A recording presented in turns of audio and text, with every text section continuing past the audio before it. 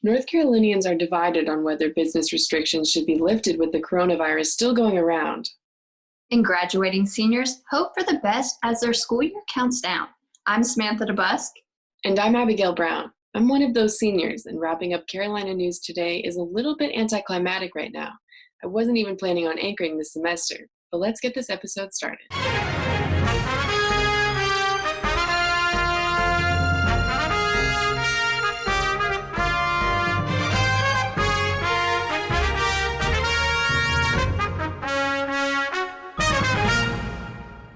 A Lumberton man missing since February has been found.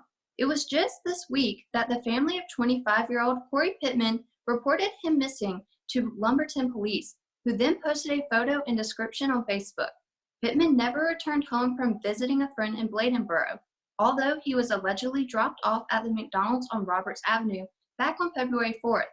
According to the National Center for the Missing and Endangered, his mother says he has now been found safe. More than 500 men and women in the North Carolina National Guard reported for duty Monday across the state, bringing a variety of skills to fight against COVID-19. Engineers, medical professionals, and logistical specialists are among some 800 total Guardsmen who have been activated to support civilian authorities. Warehouse distribution and procurement make up the biggest effort. Personal protective equipment and sanitizing supplies are being delivered for local emergency management. Shown here are members of a sustainment brigade delivering supplies to a transportation unit in central North Carolina. Local restaurants are trying to stay afloat during this pandemic by converting to curbside takeout, although some have also converted to deliveries. Devoted customers can still choose from limited menus, but business is down as much as 90% for restaurants that also relied on their bar revenue. Where does this leave waiters and waitresses who have no tables to serve and no tips? Good morning, guys. My name is Amber Lawrence, and usually I'm behind the scenes directing Carolina News Today in the TV studio. But of course, we can't be together right now, so you can say I'm out of a job. But for those who know me, know that I'm out of a paying job also. I've been working as a server since 2016, and since then we've been fighting to stay employed through Hurricane Matthew, Florence, and Dorian. But COVID-19 is what took us out. With over 1 million restaurants being forced to become delivery only, servers across America are being laid off. We find ourselves with no other option but to file for unemployment and to twiddle our thumbs while we apply for their positions. Earlier this month, a stimulus package was approved for low-income Americans, which included a one-time payment of $1,200. But how long is that going to last when the national average for rent for a one-bedroom apartment is $1,078?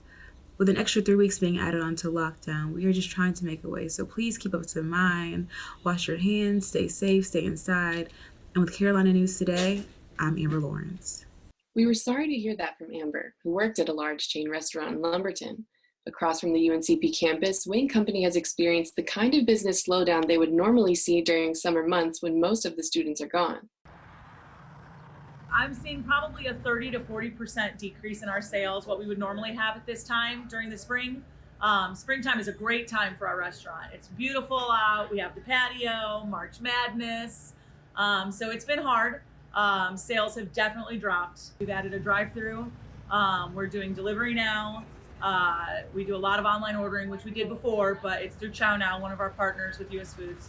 So we've made some changes that way. We obviously aren't doing any dine-in. So everything is curbside, takeout, or the drive-through now with delivery. We've always been very careful about, washing hands, making sure changing gloves, hairnets, hats, etc. But now all of our employees, mandatory, anytime they walk out the door and come back in to either take food, handle a customer, they're all washing their hands every single time. At first we were using gloves and we found that a lot of people aren't changing gloves as often as they should, which kind of makes it ineffective. So we use gloves absolutely to handle money on the front of the house side, but every time they walk out or come back in, instant, wash their hands. We have hand sanitizer available at multiple stations throughout the store, Clorox wipes, Clorox spray, different things like that. And then as far as the kitchen, same safety protocols. They're, hats, hairnets, wearing gloves, changing their gloves, wiping things down. Have a ear thermometer. I test everyone. If anyone says they're not feeling well, or even if they're not, everyone gets temped every day, every shift. If anyone's, above a certain degree, they stay home. We just don't let them in. We don't let any customers inside the store unless they need to use the restroom and wash their hands. And then again, we go right back to Cloroxing everything, wiping everything down. So it's working. We are extremely grateful for our locals and the Braves community that have still kept with us. Some of our partners, we partner with the athletics. They're looking out for us and trying to help, but it's been hard. I was forced to let go and lay off like probably 40 to 50% of my staff, which is hard. A lot of my employees are college students or, people that are here. So having to tell them I don't have a choice, there's no business, I have to, temporarily lay you off right now. It was hard. Wing Company had many partnerships with student organizations, such as percentage nights when they would donate a portion of their earnings for club fundraisers. They also provided free funnel cake fries to fans if the men's basketball team would reach 90 points in a home game. The company has locations in Lumberton, Fayetteville, and Cameron.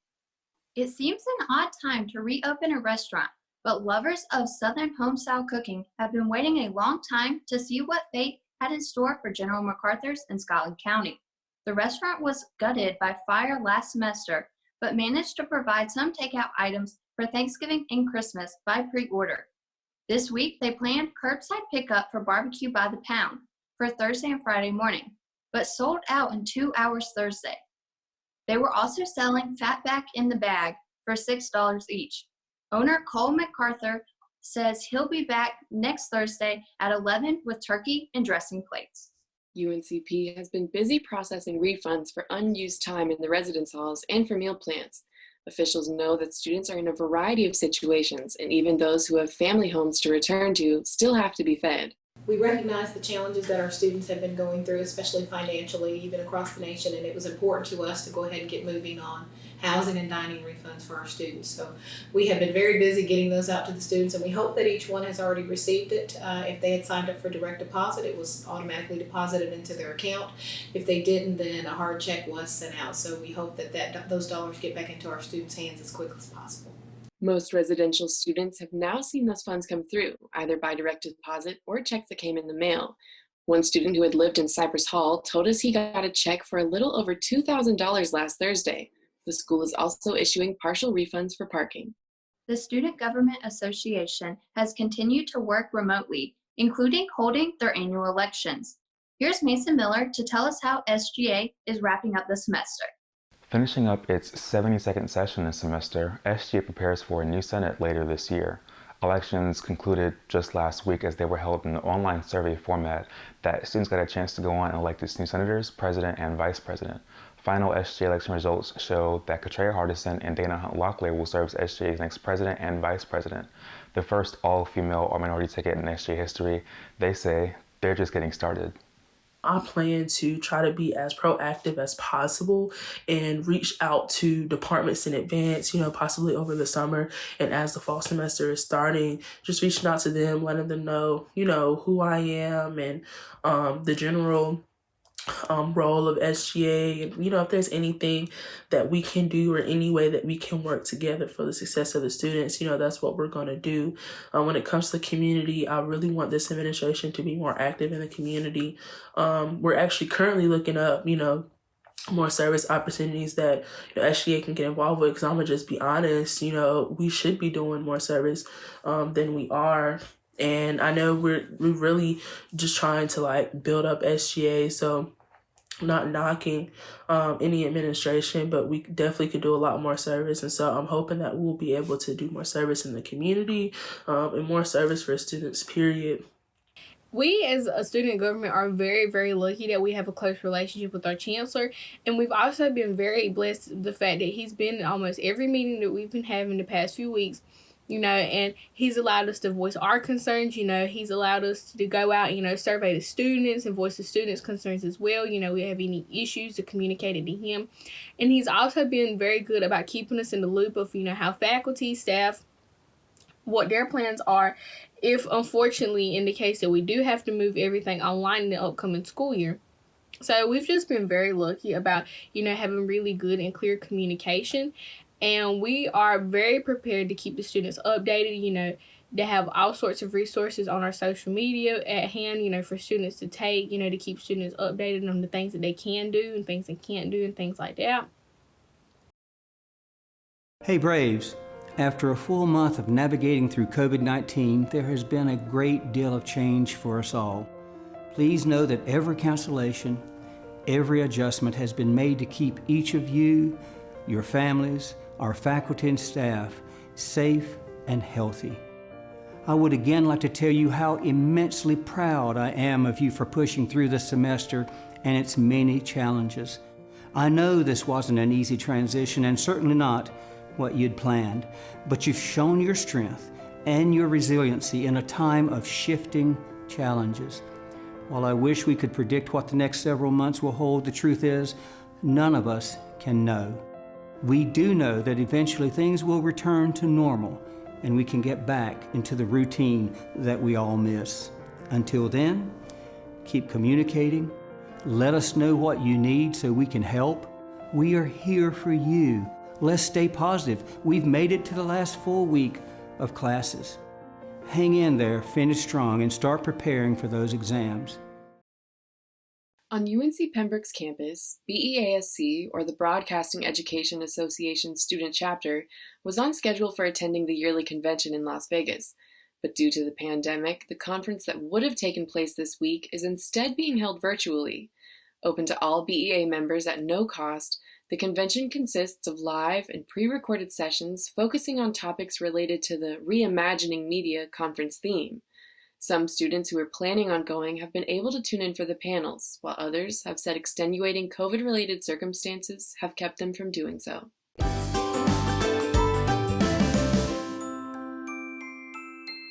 Pearl is a black and white. We think she's a healer mix, or maybe Australian herding dog. She is very sweet. She smiles at you. She shows her teeth like she's grinning. Pearl came in. We have a lady who is a real dog advocate, and she's like me. Somehow or another, she runs into situations where there's a stray dog or animal that she's trying to help. She had befriended a gentleman who was in really dire conditions. His living conditions are not the best, and someone had thrown Pearl out at his home, and he had fed it the best he could. But she had dug a hole. She was living in a hole under his house, and this was back in the winter. It was pretty cold, and had these puppies. So, the lady's name is Selena. Selena had been taking him food. She had come here and told us about the situation and asked if we had room. At the time, we did not, but we gave her a big, nice kennel and a doggy bed and blankets and food so that she could take it there, and hopefully Pearl would go take the puppies and go into this kennel so that she could be out of the weather. But as dogs and cats are wont to do, she did her own thing and stayed in the hole under the house until the puppies got old enough to come out. So we also took her puppies. Selena was able to finally catch her. In the beginning, Pearl was very skittish, but now she plays with us. The puppies are weaned, and they have all been adopted out. So all our babies went, and we want to find Pearl a forever home. Pearl will be spayed. She's had all her shots. She's heartworm negative. She's on preventative, and she's ready to go home with someone who has space for her, that she can go play outside. But we'd like her to stay indoor, outdoor, or inside only, and go out for walks on leashes. But because she was so used to living outside, she likes it outside. So if you have a fenced-in yard, that's perfect. She can be an outside dog as long as you have a proper containment system. Pearl she has no health issues. She's playful. Again, she's a little bit leery of people when she first meets them, but she warms up, and like I said, she's got a great smile. So we're ready for her to go to her forever home. We estimate that Pearl is probably a year old, no more than 2, but more than likely between a year and a year and a half. And they can adopt Pearl by contacting us at our 3180 West 5th Street location, or emailing us at rchsfriendsforlife@gmail.com, or they can call us at 910-738-8282, and we will send them an application via email. Hopefully our website will be reconstructed and up and running this month.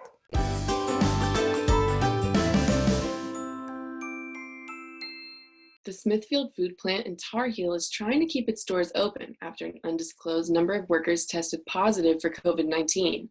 But we may never know just how many workers have the virus. We are nervous that it's way more than what they're saying. Artavis Bethea says his direct supervisor and another co-worker were sent home from work last week. Since then, he says 7 others from the same department have not come back to work, and it's not clear why. He understands privacy concerns, but thinks the secrecy makes it hard for other employees to know who has been exposed. The Tar Heel plant is the largest pork processing plant in the world. And to keep up production, Bethea says plant managers promised them $500 bonuses not to call out from work. They're bribing people to come to work. And no one has said nothing about it. No one is, no one is investigating that thing. And I'm like, that's crazy. They're telling you to come to work and everybody else telling you to stay home. Bethea says managers did tell workers to stay home if they are sick and sent him home immediately when he got sick Monday morning. But he fears some people will risk their safety and others to get the bonus. I saw 2 people yesterday. They were in the parking lot arguing about the $500 bonus that you get for working the whole month of April. And the guy was saying, you sick and you trying to work. And I'm not having it. Thanks to WECT for that report. 2 Smithfield employees from Fayetteville self-disclosed to WTVD that they tested positive for the coronavirus. One of those is a 30-year-old pregnant woman. The number of COVID-19 cases at a North Carolina state prison in Wayne County has increased over the weekend. As of Sunday night, there were 357 cases at News Correctional Institution in Goldsboro. All 700 inmates at the facility have been tested. Newly positive inmates are being put into isolation, and the state is sending additional medical and security staff to the facility. Judge Donnie Hoover is 70 years old, nearing the end of a distinguished career.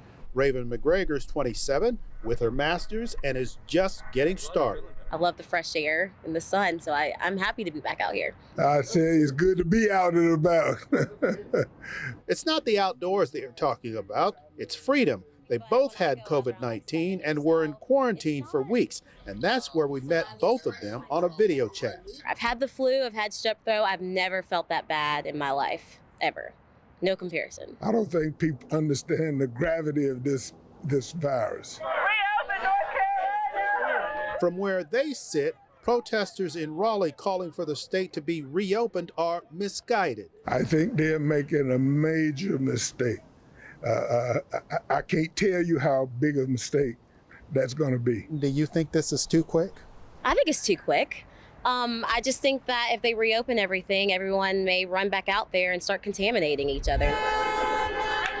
While both sympathize with business owners, they now have a different perspective.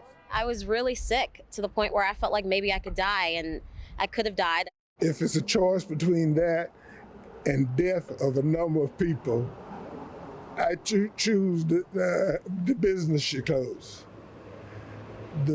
Our life is much more important to me. The town of Wrightsville Beach reopened beach access Monday with some limitations. This was the same day that the governor of South Carolina said his state's beaches could reopen, although he left it up to local authorities to decide. At Wrightsville Beach, there is no public parking permitted except for people who live there who can display a resident hang tag on their vehicle. Only non-stationary exercise is permitted on the beach. No chairs, umbrellas, coolers, no fishing, and no pets. Some people are donating their stimulus checks to others who they feel need it more. This man in Wisconsin bought 100 gallons of milk with his stimulus money to help out a regional food bank, but also to help dairy farmers who find themselves dumping milk they can't sell. It's a shame, and the dairy farmers are the backbone of America, and they're out there every morning and every night still producing or getting the product that we need every day. So I thought this is just a little thing that we can do to help pay them back. Anonymous donors around the country have been helping out their favorite restaurants, small mom and pop shops, and the unemployed. Take a look. As the bad headlines pile up, many around the country have decided to help those who are struggling to pay their bills. Take, for example, this man in Virginia who donated his $1,200 stimulus check. Cameron Crockett is an HVAC technician, a job that's considered essential. He has been working and decided that the stimulus money should instead benefit someone who is not. I felt like it would have been selfish of me to hold on to that money for whatever purpose when I have friends out there who are truly struggling. In Florida, a laid-off hospitality worker is raising awareness for people financially impacted by closures. He's walking from West Palm Beach to Tallahassee in hopes of reaching the Florida Department of Economic Opportunity. Along the way, he's talking to others who are unemployed to highlight their stories and ask the state for help. With the closure of our industry, there's a kinship there. So people have already been reaching out. And finally, this Fort Lauderdale bar taking down $10,000 in dollar bills to pay its staff. The restaurant no longer decorated in green, but anything to help those in need was better than leaving it on the walls. It's a lot of money really in the scheme of things, but it's a very little bit per employee. And we just think it's good to get them through. If it helps take a little stress off, then we've done something that's right. And when they reopen, they will once again allow their customers to pin those dollar bills to the wall. And of course, they're hoping that they don't have to use those again. I'm Camila Bernal reporting. Kate Sargent has been the owner of Diner on 12th for 2 years, and she said that she loves it. We know 95% of our customers by name when they walk in the door. And we love that. We love to know what their kids or their grandchildren are doing each day. Her customers and her workers are what makes her love her job. She's had to lay off over half of her employees and only gets to see her regulars through a drive-through window. Not having that contact every day was wearing her down. I was ready to shut the doors. We'll see you in a few months when everything clears, which probably would have put me into, I hope not bankruptcy, but pretty darn close. Saturday started like a normal day for her. Just her and her cook Lori at the diner. That's when the mailman came. And I saw an envelope with handwriting, which is not normal because we get bills. And I walked over and I decided I was going to open it right then. And I started to cry. It was a check and a letter from a retired person who wanted to donate their stimulus check to help support some of their favorite businesses. Signed, a hopeful Hoosier. This person made me know that I can do this. I can go on, I can open every day, I can get by with shouting out, hey, how you doing through the window? And being content with that, making sure that they've got the best food that I can give to them, and knowing that soon we're gonna get back to those times that we cherish. She says at the end of the day, it's not about the money. It's about caring for one another, and that's exactly what this donor did. Hopeful Hoosier in Mishawaka, you're my hero. A new staff member joins UNCP Athletics. And coaches give their input on joining the Conference Carolinas. Ty, the sports guy, has more.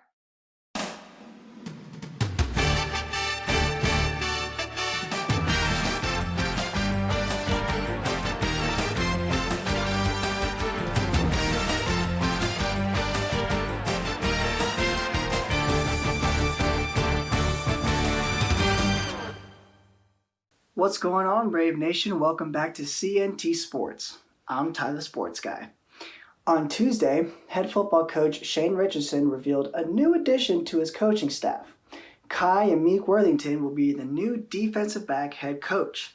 Welcome, Coach Worthington. We are excited for your future to come. The Peach Belt Conference is awarding golf conference honors and academic honors.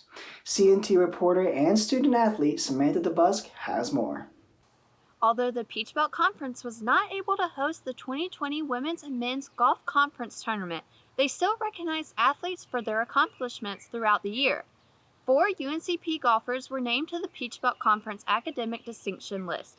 Amanda Hemren and myself are first-time recipients of this award. Casey Burrows received this award for the second consecutive year, and this is the 3rd year Katie Flax has earned this honor.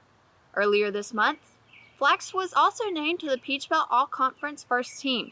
Flax says she was surprised but very grateful to receive this recognition for her hard work. Being recognized as a member of the All-Conference team for the Peach Belt was just a great way to cap off my 4 years here at UNCP. Looking back as a freshman, I never would have imagined that I would have won 2 individual tournaments, or been a 3-time All-American Scholar, or just any of the blessings that I've had on the golf course and in the classroom. So as I continue on to this new chapter in my life, I will be completing a 2-year fellowship program through MedServ. I'll be working in an impoverished clinic in northeastern North Carolina, and I'll just have the opportunity to explore the field of medicine. And I hope that after that experience, I will be able to go into medical school and pursue a career as a pediatrician. But I have been so blessed with this experience at UNCP, and I look forward to this next journey in my life. Now that we have moved over to the Conference Carolinas, we have reached out to coaches to give their input on the transition. Women's head basketball coach John Haskins says it's a great fit for UNCP. The Peach Belt Conference has been a home for the last 28 years. It's a great league that has competed nationally and regionally for championships and sports across the board. With that being said, we're very excited about the opportunity to join Conference Carolinas. Conference Carolinas is an outstanding league, and I think will be a great fit for our institution geographically. It will allow for shorter trips, less missed class time for our student athletes, and will also allow us to reestablish some rivalries within the Carolinas with schools like Barton, Mount Olive, and Belmont Abbey. We're excited that Francis Marion is joining the league also, as we can continue that rivalry that we had in the Peach Belt. Matthew Stuck, assistant coach of track and field and cross country, says, in quote, 2021-2022 will be the first season in program history that cross country, indoor track, and outdoor track will compete in the same conference. It's great that 15 of 16 sports compete in the same conference and develop relationships with the Conference Carolina schools as a whole. I think this will bring our athletic department closer together, end quote. Sports stars from the worlds of football and golf are joining forces in a charity golf match for COVID-19 relief. The 2-on-2 live competition is set to include 4 names everybody knows: Tiger Woods, Phil Mickelson, Tom Brady, and Peyton Manning. The event, called The Match, Champions for Charity, will happen sometime next month and will air on TNT. According to Bleacher Report, specific dates and times haven't been set yet. According to ESPN, the PGA Tour must approve any events its players participate in, and the organization has yet to sign off. Mickelson and Woods hosted the first The Match event in 2018. And that's all the sports updates I have for you this week. Until next time, I'm Ty the Sports Guy. There's just one more week of classes here at UNCP. And this is our last episode of Carolina News Today as we head into our summer hiatus. Good luck, everybody. Stay healthy, and thanks for watching.